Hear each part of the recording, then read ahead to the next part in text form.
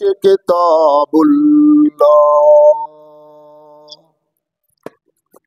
وخیر الحدی حدی محمد صلی اللہ علیہ وسلم وشر الامور محدثاتها وكل محدثة بدعة وكل بدعة ضلالة وكل ضلالة في النار أما بعد فأعوذ بالله السميع العليم من الشيطان الرجيم من حمزه ونفخه ونفثه بسم الله الرحمن الرحيم لا يستوي منكم من أنفق من قبل الفتح وقاتل أولئك أعظم درجة من الذين أنفقوا من بعد وقاتلوا وكلا وعد الله الحسنى والله بما تعملون خبير. صدق اللہ مولانا العظیم وصدق رسولہ النبی الکریم. ہر قسم کی حمد و ثنا، تعریفات و توصیفات اس خالق و مالک کے لیے ہیں جس نے ساری کائنات کو تخلیق دیا اور اس کی حسن و آبادی کے لیے حضرت انسان کو تخلیق فرمایا. کروڑوں درود و سلام اس ہستی اقدس و مقدس پہ جس کا نام نامی اسم گرامی ہے محمد. لاکھوں رحمتیں ان نفوس قدسیہ پہ کہ جنہوں نے سرور کائنات علیہ الصلاۃ والسلام سے اس ضابطۂ حیات کو وصول کیا اور اس کو ہم تک پہنچانے کے لیے اپنا تن من دھن قربان کر دیا. اللہ کی یہ بہت بڑی کرم نوازی ہے کہ اس نے اس ضابطۂ حیات کو ہم تک پہنچانے کے لیے ایسے مضبوط ذرائع اور اسباب استعمال فرمائے کہ ان کی موجودگی میں ہم ببانگ دہل کہہ سکتے ہیں کہ یہ ضابطۂ حیات جو آج قرآن کی صورت میں ہمارے ہاتھوں میں موجود ہے، یہ وہی ضابطۂ حیات ہے جو آج سے کم و بیش 1450 سال پہلے نبی کائنات رسول ثقلین حضرت محمد رسول اللہ صلی اللہ علیہ وسلم پہ انسانوں کی رشد و ہدایت کے لیے نازل ہوا. اللہ کی اس کرم نوازی پہ ہم جس قدر بھی اس کا شکریہ ادا کریں کما حق کا ہو اس کا شکریہ ادا نہیں ہوتا، اس لیے کہ یہ ضابطۂ حیات وہ دستور المتقی ہے کہ اگر انسان اس سے تعلق پیدا کر لے تو یہ قرآن اس کی دنیاوی زندگی میں ایک عظیم انقلاب پیدا کر دیتا ہے، اور اگر اس کو اپنے جسم و روح پہ جاری و طاری کر لیا جائے تو یہی وہ واحد ضابطۂ حیات ہے جو انسان کو دنیا کے ساتھ ساتھ عقبہ کی کامیابی کی ضمانت بھی دے کر. مگر صدحیف ایسے ضابطۂ حیات کی موجودگی کے باوجود آج ہم تختہ عرش پہ اتنی بد نصیبی کی زندگی بسر کر رہے ہیں کہ شاید ہم سے بڑھ کے کوئی دوسرا بد نصیب نہ ہو. اس کا سبب وحد یہ ہے کہ ہم نے قرآن کو اپنے لیے ضابطۂ حیات تو مانا ہے، اللہ کا دیا ہوا دستور مانا ہے،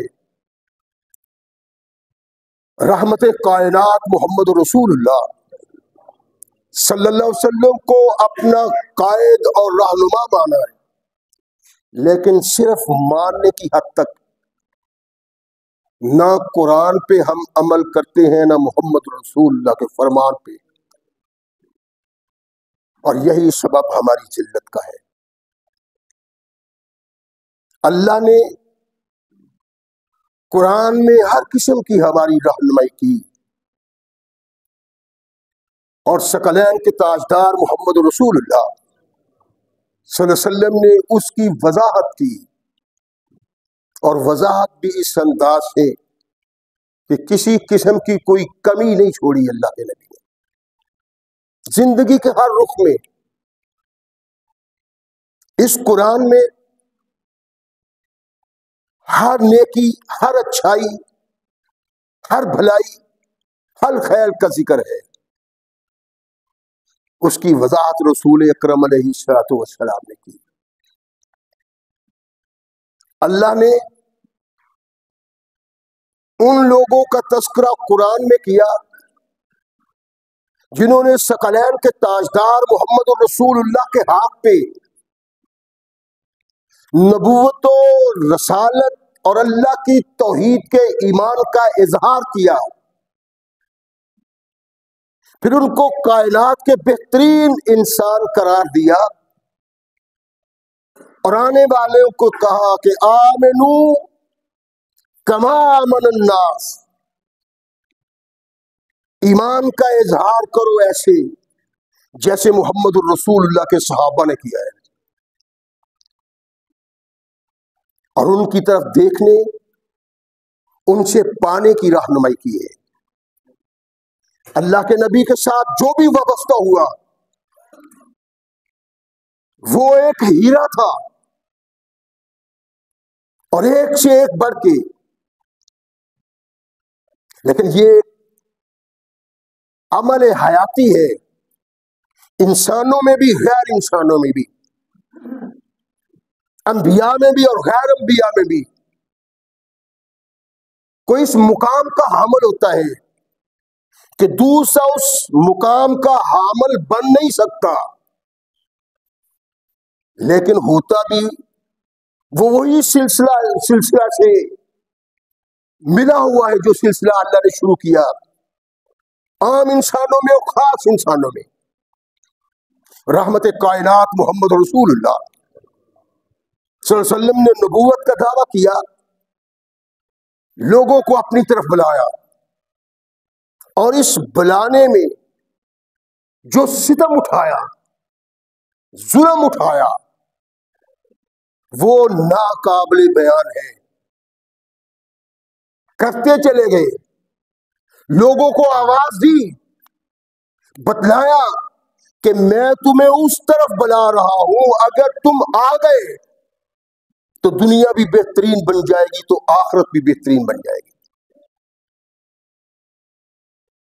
ایک روایت ہے کہ سیدہ طاہرہ فاطمہ رضی اللہ تعالی عنہا نے اپنے بابا سے پوچھا، بابا یہ لوگ آپ کو کیوں مارتے ہیں؟ ارشاد فرمایا، بیٹی یہ مجھے اس لیے مانتے ہیں کہ میں ان کو جنت کی طرف بلا رہا ہوں۔ اللہ کے نبی نے بلایا، اور کچھ لوگ نبی رحمت محمد رسول اللہ صلی اللہ علیہ وسلم سے وابستہ ہوئے۔ اللہ نے قرآن میں ان لوگوں کو دو درجات میں بیان کیا ہے۔ ایک وہ لوگ جو محمد الرسول اللہ پہ اس وقت ایمان لاتے ہیں جب ایمان لانا اپنے آپ کو خطرات میں ڈالنا تھا، اور ایک وہ لوگ جو اس وقت ایمان لائے جب اسلام کی بہار سارے عرب میں پھیلتی چلی جا رہی۔ ان لوگوں میں بھی وہ لوگ اپنے کردار کے سبب اعلی عرفہ ہیں جنہوں نے ابتدا میں محمد رسول اللہ کے دامن سے وابستگی اختیار کی. یہ بھی اللہ واضح طور پہ بیان کرتے ہیں. اللہ کے نبی نے آواز دی مکہ کی وادی میں، اور لوگوں نے جب توحید کے متعلق رسول اللہ صلی اللہ علیہ وسلم کے منہ سے یہ الفاظ سنے کہ لا الہ الا اللہ، کوئی نہیں سوائے اللہ کے، تو سارا مکہ محمد الرسول اللہ صلی اللہ علیہ وسلم کا مخالف بن گیا. کوئی شخص آگے کیا بڑھتا سننے کے لیے تیار نہ تھا. لیکن اس موقع پہ بھی اللہ نے کچھ لوگ تیار کیے ہوئے تھے جن کو قیامت تک کے لیے محمد رسول اللہ کا وفادار اور جانثار بیان کرنا تھا کہ آنے والے لوگ ان کا احترام کریں، ان کو سلام کہیں، ان کے ایمان جیسا ایمان اپنانے کی کوشش کریں. ان میں ایک شخص تمام اشخاص سے جو اس وقت تھے کلمہ پڑھنے والے، خواہ وہ چھپ کے پڑھتے تھے خواہ انہوں نے ظاہر پڑھ لیا، ویسا اعلیٰ بالا تھا کہ اس کا مقابلہ کوئی دوسرا صحابی کر ہی نہیں سکتا تھا. رحمت کائنات محمد رسول اللہ صلی اللہ علیہ وسلم کے ساتھ یہ کس انسان کی وابستگی تھی؟ اس کی زندگی میں نہیں، اس کا اس کے بعد پتہ چلتا ہے، احساس ہوتا ہے کہ وہ کیا تھا، اس کی حیثیت کیا تھی، اس کا کردار کیا تھا. اس کو صحابہ اپنی زبان سے بیان کرتے ہیں اور قربان ہو جاتے ہیں. چارپائی پہ لیٹا ہوا ہے اور اس کو چادر کے ساتھ ڈھانپا ہوا ہے. علی المرتضیٰ کے بھتیجے عقیل کے بیٹے محمد کہتے ہیں کہ جب ابو بکر کو ڈھانپ دیا گیا نا، فوت ہو گئے، تو سارا مدینہ ارتجت المدینہ تو بالبقاء کیوم قبض فیہ محمد رسول اللہ. اس طرح کا عالم تھا جس طرح محمد الرسول اللہ کی وفات پہ سسکیاں، رونا، انتہا درجے کا مدینہ پریشان، اور مدینہ کا یہ عالم صرف رسول اللہ کی وفات پہ اور ابو بکر کی وفات پہ ہوا ہے. اس کے بعد کائنات میں کسی انسان کی وفات پہ مدینہ نے یہ منظر پیش نہیں کیا. ہر طرف رونا، ہر طرف سسکیاں. عقیل کا بیٹا علی المرتضیٰ کا بھتیجا کہتے ہیں کہ میں بھی ان لوگوں میں شامل، میں نے دیکھا کہ جا علی باقین، جس طرح لوگ روتے تھے، آنسو بہاتے تھے، غمناک تھے، میں نے علی کو دیکھا کہ وہ بھی روتے ہوئے آئے اور ابو بکر سے مخاطب ہوئے. کہا ابو بکر تو وہ شخص تھا جو محمد کی محبت کا ٹھکانہ تھا، تو ان کا انس تھا، تو ان کے آرام کا ٹھکانہ تھا، تو ان کا اعتماد تھا، تو ان کے بھیدوں کو جاننے والا، اور تو ہی تھا جس سے محمد رسول اللہ مشورہ کیا کرتے تھے. وَأَنْتَ إِنَّهُ بِمَنْزِلَةِ السَّمْعِ وَالْبَصَرِ. ابو بکر محمد تمہیں اپنی آنکھ سمجھتے تھے اور اپنا کان سمجھتے تھے. ان کا سننا، ان کا دیکھنا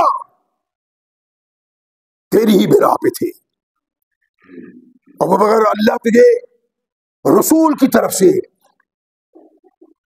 مسلمانوں کی طرف سے، اسلام کی طرف سے بھلائی دے، جو کردار تیرا ہے اس اسلام کے لیے کسی دوسرے کا نہیں.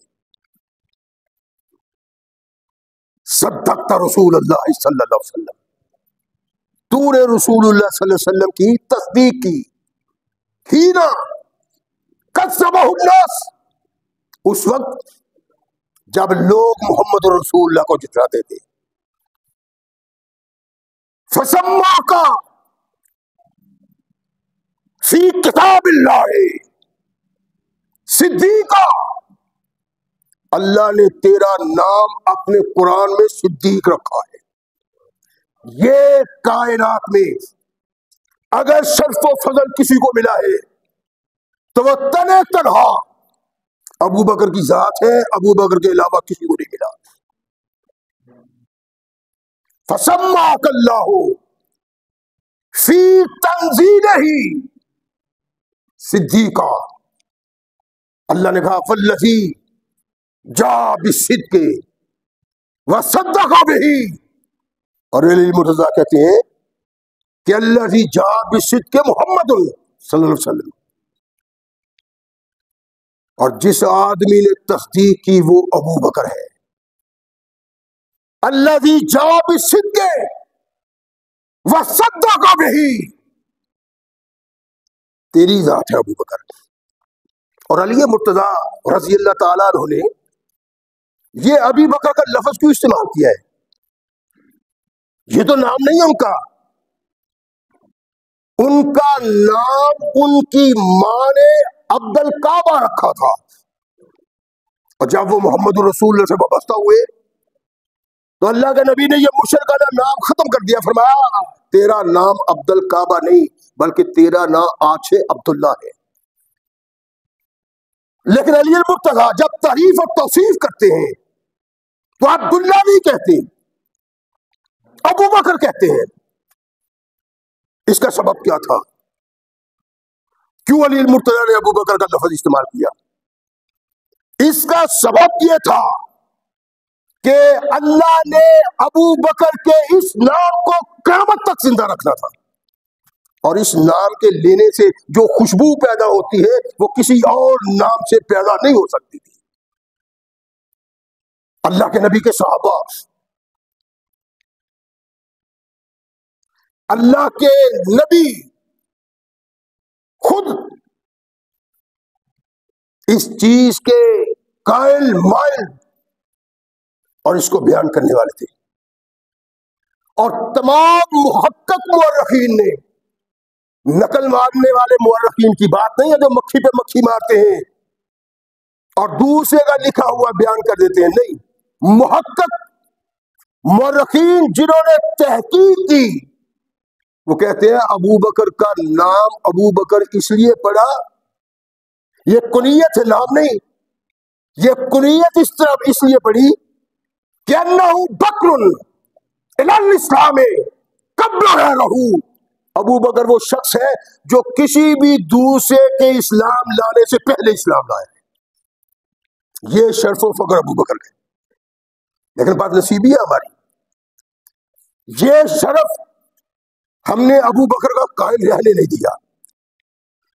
کیوں؟ اس لیے کہ ہم میں ایسے لوگ پیدا ہوئے جنہوں نے ہمیں 4 کا پہاڑا پڑھایا ہے. کیا؟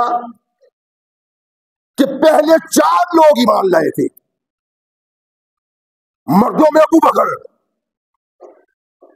غلاموں میں زید، بچوں میں علی المرتضیٰ، اور عورتوں میں خدیجہ طاہرہ. نہیں نہیں نہیں، یہ ابو بکر کے کردار شرف و فضل کو داغدار کرنا ہے. صرف ابو بکر ایسا شخص تھا جس نے سب سے پہلے اللہ کے نبی کو مانا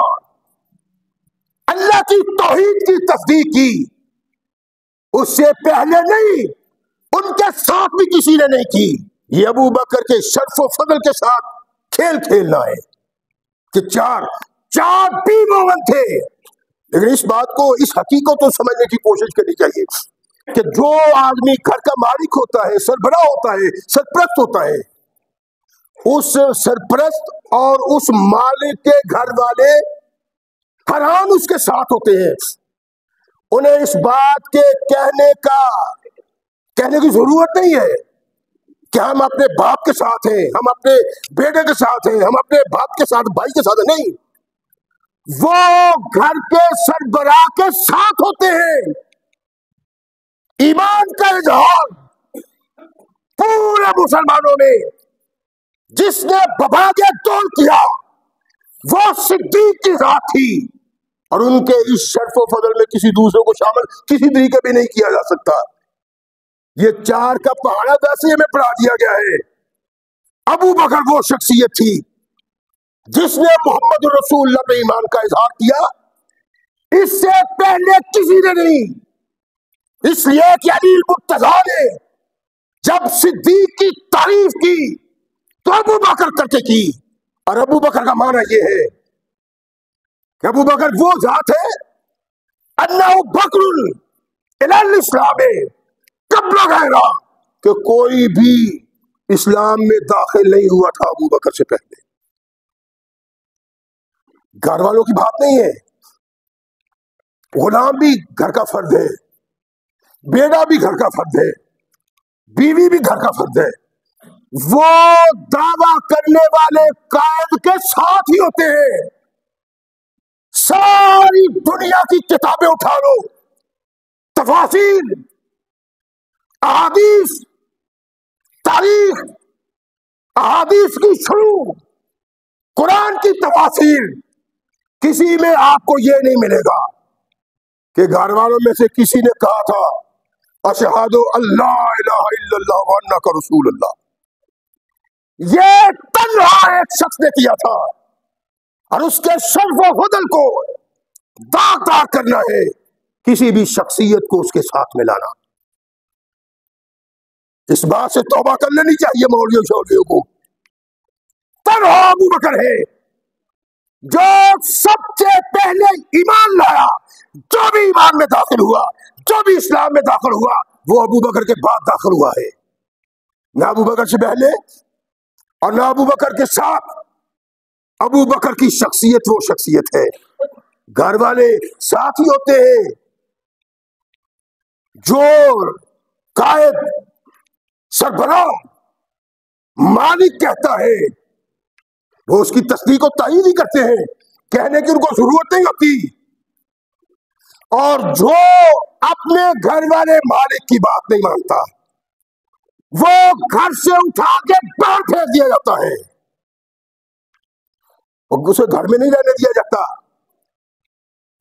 سیدنا نوح علیہ السلام نے عرض کیا تھا اپنے بچے کے لیے، یا اللہ میرے بچے کو ملا، فرمایا انہ لیس من اہلک، یہ تیرے گھر والوں میں سے نہیں ہے، اس لیے کہ یہ تیرا معاون نہیں ہے، یہ تیرا معین نہیں ہے، اس نے تو تجھے مانا ہی نہیں ہے۔ مانتا وہ ہے جو اعلان کرتا ہے، اور یہ قرآن نے کہا، محمد رسول اللہ نے کہا، کائنات کی تمام طاقتیں مل کے ابو بکر کے شرف و فضل کو داغدار نہیں کر سکتے۔ تو نہ کرو، ایسا نہ ہو کل محشر کے وقت اللہ کے دربار میں محمد رسول اللہ کے سامنے تمہارے گریبان کو ابو بکر نے پکڑا ہو کہ تم نے میرے شرف و فضل میں دوسروں کو بھی شریک کر دیا، اس کو داغدار کر دیا۔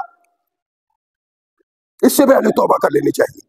کوئی انسان ابو بکر سے پہلے ایمان نہیں لایا، پہلا شخص جس نے ایمان کا اظہار کیا، اور اس لیے کائنات کی کوئی طاقت اس کو داغدار نہیں کر سکتی کہ اس کو قرآن نے بیان کیا ہے، اس کو محمد رسول اللہ نے بیان کیا ہے۔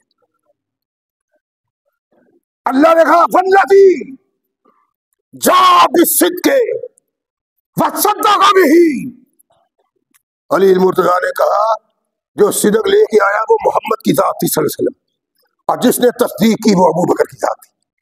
جو قرآن ہے ثقلین کے تاجدار محمد رسول اللہ صلی اللہ علیہ وسلم مکہ کی گلیوں بازاروں میں، مکہ کے میدانوں میں لوگوں کو آواز دے، ایھا الناس انی رسول اللہ علیکم جمیعا، میں تم تمام لوگوں کی طرف اللہ کا رسول ہوں۔ مکہ کی وادی میں کونین کے آقا ثقلین کے تاجدار محمد رسول اللہ یہ نعرہ حق بلند کرتے ہیں، میں تم سب کی طرف اللہ کا رسول ہوں۔ پھر کیا ارشاد ہوا؟ وَقُلْتُمْ كَذَبْتَ، تم تمام لوگوں نے کہا محمد تو جھوٹ بولتا ہے، نعوذ باللہ من ذالک، نقل کفر کو فرمائے۔ قُلْتُمْ كَذَبْتَ وَقَالَ ابو بکر صدقت، تم تمام لوگوں نے کہا محمد تو غلط کہتا ہے، ابو بکر نے کہا محمد تجھ سے بڑھ کے سچائی کوئی نہیں، تو ہی سچ بولتا ہے۔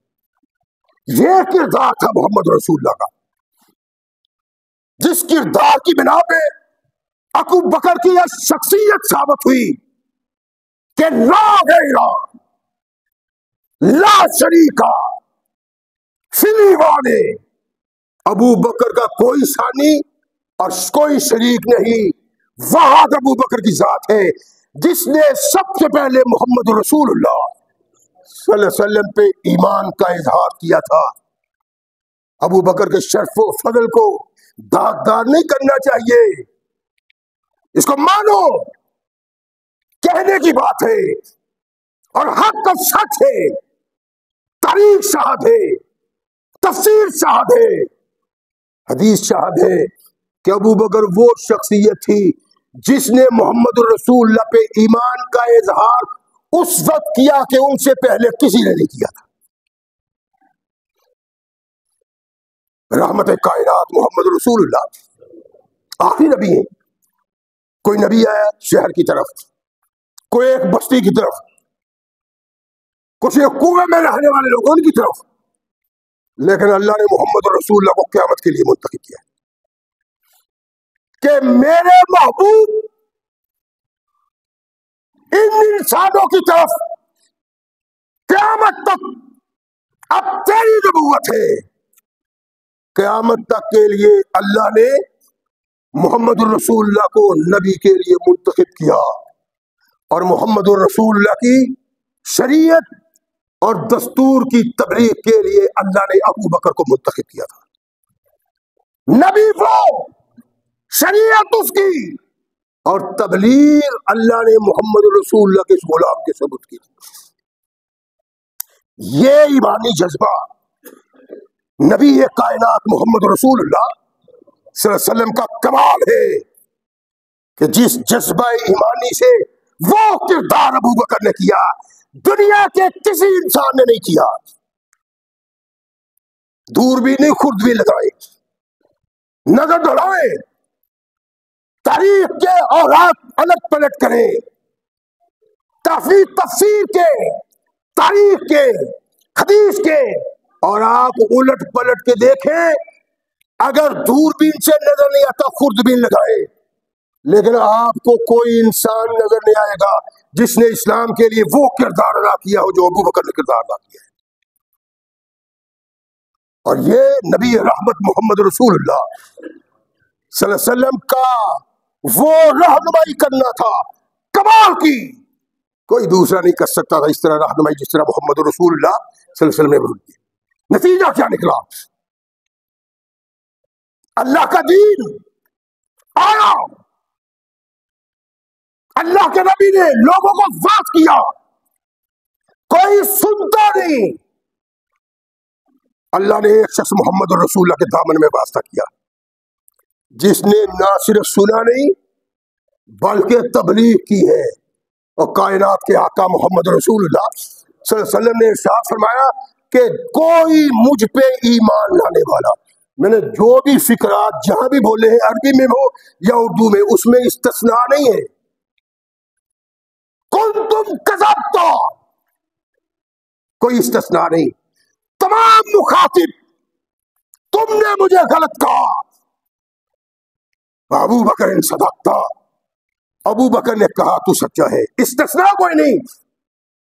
اللہ کے نبی نے یہاں بھی ارشاد فرمایا کہ جس انسان کے سامنے میں نے دین پیش کیا، میں نے اپنا نظریہ پیش کیا، میں نے اسلام پیش کیا، کوئی انسان نہیں تھا جس نے ایمان لانے سے پہلے تردد نہیں کیا، ہچکچاہٹ نہیں کی۔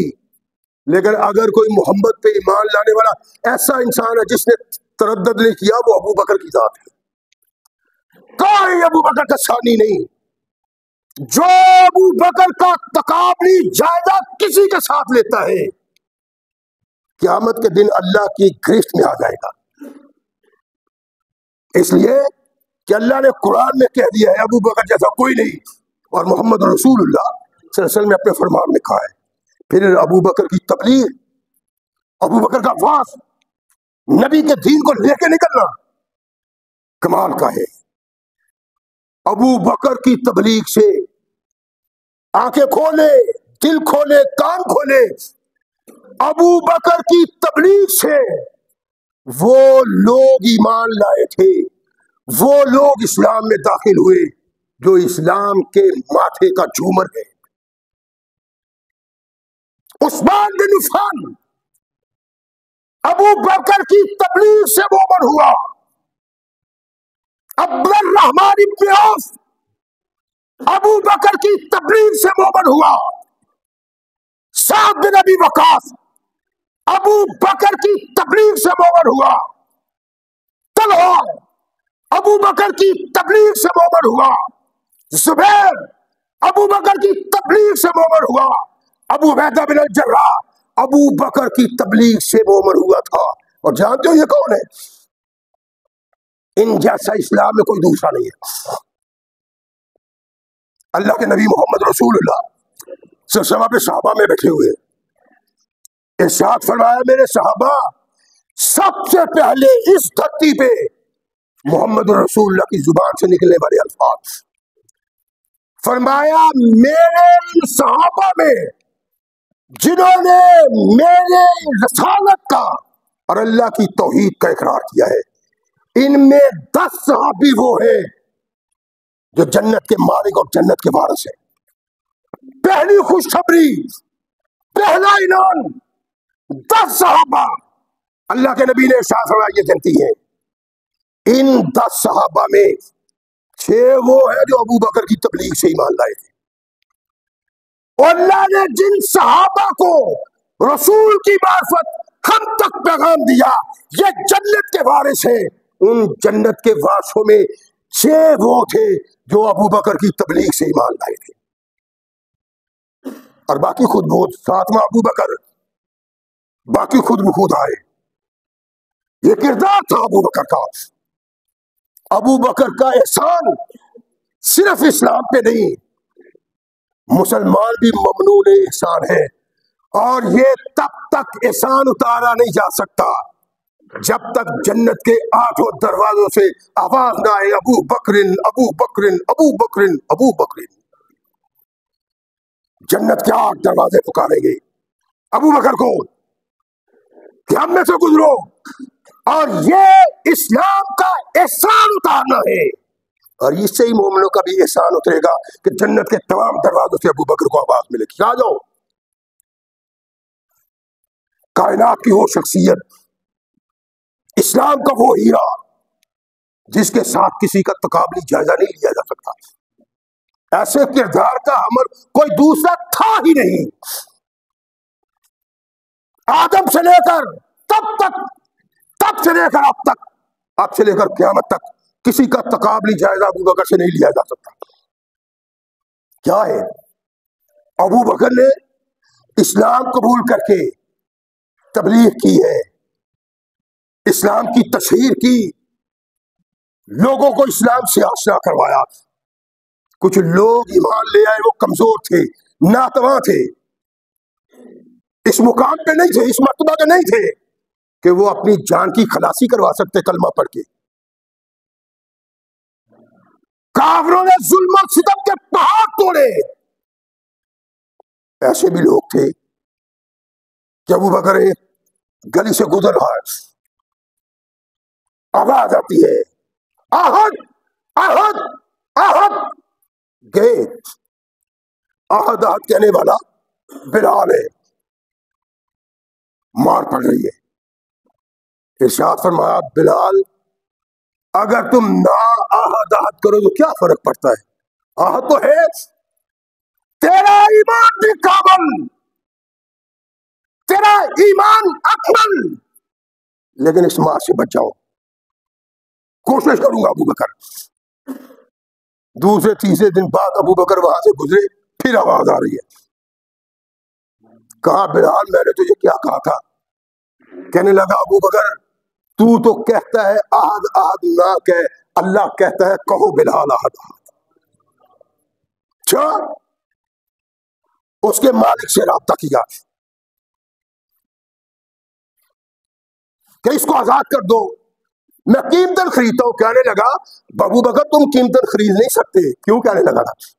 بلال کوئی بڑی شخصیت تھی, کمزور آدمی تھے, بڑے خوبصورت تھے, موٹے موٹے ہونٹ, چھوٹی چھوٹی آنکھیں, کالا رنگ, لیکن اس کو پتا تھا کہ ابو بکر اگر لینے آیا نا پھر کائنات کی ہر چیز اس کے لیے مجھے دے دے گا.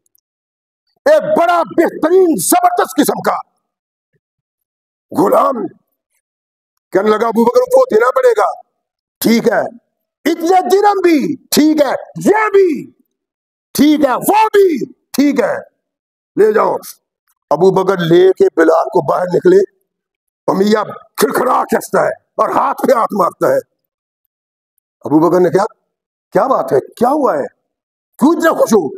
کہنے لگا میں سمجھتا ہوں تیرے جیسا پاگل بھی دنیا میں کوئی نہیں ہو سکتا, اور تیرا میں ادب پر احترام کرتا تھا, تو ضد کر کے مجھ سے ویسے بھی مانگتا نا, میں نے تجھے بلال دے دینا تھا, اور تو نے اتنا خرچ کر دیا. ارشاد فرمایا امیہ تجھے علم نہیں ہے, بلال کے لیے مجھے ساری دولت خرچ کرنا پڑتی تو میں بے دریغ دولت خرچ کر دیتا. بلال اس مقام, اور ایسے ہی لوگ سیدنا ابو بکر رضی اللہ تعالیٰ عنہ نے آزاد کروائے ہیں. باپ کو پتہ چلتا ہے, جب باپ کو پتہ چلتا ہے 40,000 درہم غلام اور لونڈیوں کو آزاد کروانے کے لیے ابو بکر خرچ کر چکے. کسی نے جا کے کہا تیرا بیٹا یہ کر رہا ہے, آیا اراک یا ابا بکر تو دیکھو رکابن ضیافہ, کیا ہو گیا تجھے, تیرا دماغ کام نہیں کرتا؟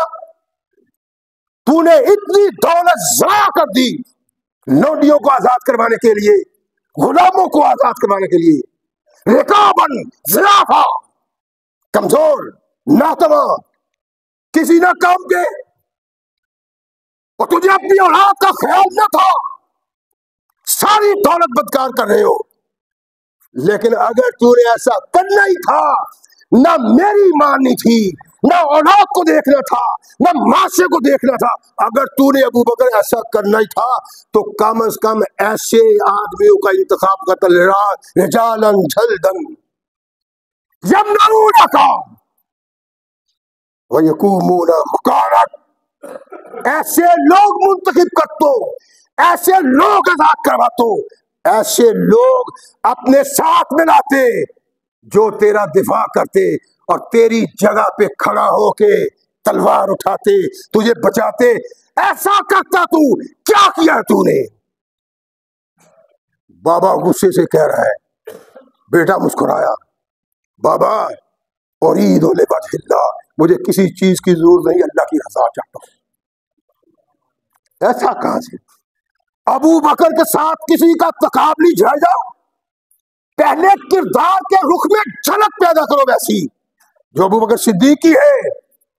کوئی دنیا میں اس کا مقابلہ کرنے کے لیے میدان میں نہیں آ سکتا اور نہ خود کو پیش کر سکتا ہے. اس شخصیت کا مقام, اس کی حیثیت, اس کی شناخت وہی جانتا ہے جو اسلام کو سمجھتا ہے اور قربانی کو سمجھتا ہے. علی المرتضیٰ اپنے ساتھیوں میں بیٹھے ہوئے, دور خلافت علی مرتضیٰ کا لوگوں کو کہا کہ اخبرونی بیاشر الناس، مجھے ایسے لوگ ایسے آدمی کے متعلق بتاؤ جو لوگوں میں سب سے زیادہ بہادر ہو. کہنے لگے لا نعلم فمن، سرکار ہم نہیں جانتے کہ کس کو سارے لوگوں سے زیادہ بہادر اور شجاع کہا جائے. لا نعلم. فرمایا اچھا تو علی سے سن لو، جو سارے انسانوں سے بہادر شجاع انسان ہے وہ ابو بکر کی ذات ہے رضی اللہ کا. کون کہتا ہے؟ دنیا کا وہ شجاع، وہ بہادر جس کے گن گائے جاتے ہیں بہادری کے، علی المرتضیٰ رضی اللہ تعالیٰ عنہ کہتے ہیں. پھر علی المرتضیٰ ابو بکر کی بہادری کا واقعہ بیان کرتے ہیں. کہتے ہیں کہ ہم کعبۃ اللہ میں موجود تھے، بہت سارے لوگ کہ کائنات کے آقا محمد رسول اللہ صلی اللہ علیہ وسلم تشریف لائے، آ کے بیٹھ گئے، کافر اکٹھے ہو گئے، ارد گرد کھڑے ہو گئے. انت الذی جعلت لا الہ الا اللہ، تم ہو وہ جو کہتے ہو کوئی معبود نہیں، لا الا اللہ، تم ہو. فرمایا ہاں میں کہتا ہوں کہ لا الہ الا اللہ، مالک مختار عبادت کے لائق صرف اللہ کی ذات ہے، اللہ کے علاوہ کوئی نہیں. جب محمد رسول اللہ کے منہ سے یہ کلمات سنے تو علی المرتضیٰ کہتے ہیں کہ پاگلوں دیوانوں کی طرح وہ لپٹ گئے محمد رسول اللہ کے ساتھ. فواللہ، اللہ کی قسم اٹھائی علی المرتضیٰ نے، فواللہ ما دنا منا احد الا ابو بکر. فرمایا اتنا خوف تھا کافر کا کہ ابو بکر کے علاوہ محمد رسول اللہ کی طرف کوئی شخص نہیں گیا. یہ علی المرتضیٰ کہتے ہیں.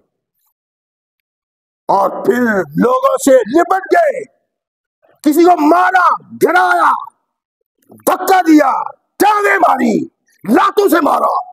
ابو بکر یوں کافروں کے ساتھ لڑتے ہیں محمد رسول اللہ کے لیے. اور پھر راوی کہتا ہے کہ اپنا پلو اپنی آنکھوں پہ ڈال دیا، ابتلت، رونا شروع کر دیا، یہاں تک کہ علی المرتضیٰ کی داڑھی آنسوؤں سے تر ہو گئی. اور کہا لوگوں مجھ کو بتلاؤ ابو بکر بہتر ہے یا مومن آل فرعون کا. لوگ خاموش ہیں. اور فرمایا بولو، آواز کیوں نہیں نکالتے، جواب کیوں نہیں دیتے ہو؟ لوگ خاموش ہیں. کہنے لگے اللہ کی قسم، ابو بکر کی ایک گھڑی، ایک لمحہ آل فرعون کے بہت سارے مومنوں کی ساری زندگی سے بہتر ہے، اس لیے کہ اس نے اپنے ایمان کو چھپایا تھا.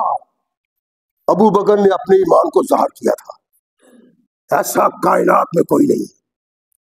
جاؤ ڈھونڈو، دیکھو، نظر دوڑاؤ، تمہیں کوئی نظر آتا ہے ابو بکر جیسا؟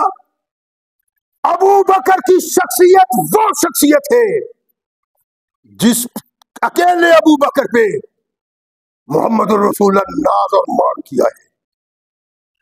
اور ناز مان کیوں نہ کرتے؟ ابو بکر نے دین اسلام کی تبلیغ کے لیے وہ کردار ادا کیا ہے جو کائنات میں کسی دوسرے نے کردار ادا نہیں کیا. ابو بکر کو اللہ نے وہ انعام دیا، وہ اکرام دیا کہ کسی دوسرے کو نہیں ملا. اگر تم ساری زندگی ابو بکر سے ڈھونڈنے کے لیے نکلو، ڈھونڈ ڈھونڈ کے مر جاؤ گے، لیکن ابو بکر جیسا دوسرا اسلام میں کوئی انسان نہیں پاؤ گے. اقول قولی ھذا استغفر اللہ لی ولکم ولسائر المؤمنین.